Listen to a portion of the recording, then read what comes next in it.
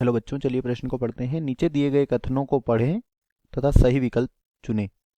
कथन एक है, प्रकाश संश्लेषण में एटीपी संश्लेषण के दौरान प्रोटॉन थाइलेकोइड के ल्यूमेन में जमा हो जाते हैं।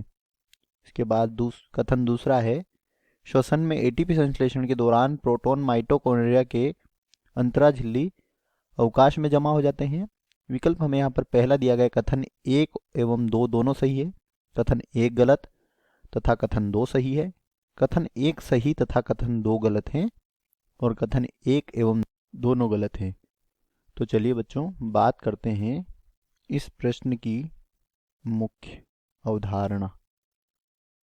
और इस प्रश्न की मुख्य अवधारणा में हम बात करेंगे यहाँ पर कथन 1 के बारे में।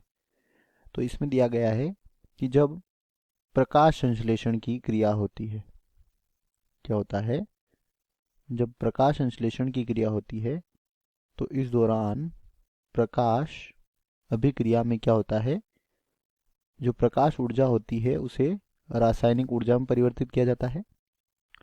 तो इस दौरान क्या होता है, जो प्रोटॉन होते हैं यह कहाँ पर बनते हैं, थाइलेकोइड ल्यूमेन में, जो थाइलेकोइड अवकाशिका में या ल्यूमेन में जो प्रोटॉन होते हैं यह कहाँ जाते हैं, यह जाते हैं स्ट्रोमा में। और थाइलेकोइड ल्यूमेन से प्रोटॉन के स्ट्रोमा में जाने से क्या होता है, एटीपी का निर्माण होता है। क्या होता है, एटीपी का निर्माण होता है। तो इसके कारण एटीपी संश्लेषण के दौरान जो प्रोटॉन होते हैं यह कहाँ पर इकट्ठे होते हैं, स्ट्रोमा में यानी कि ल्यूमेन में। तो यह पहला कथन क्या हो जाएगा, गलत हो जाएगा। इसके बाद बात करते हैं दूसरे कथन की। दूसरे कथन में श्वसन के दौरान जब एटीपी संश्लेषण होता है तो यहाँ पर क्या होता है कि जो प्रोटॉन होते हैं यह कहाँ पर होते हैं, यह प्रोटॉन होते हैं अंतराझिल्ली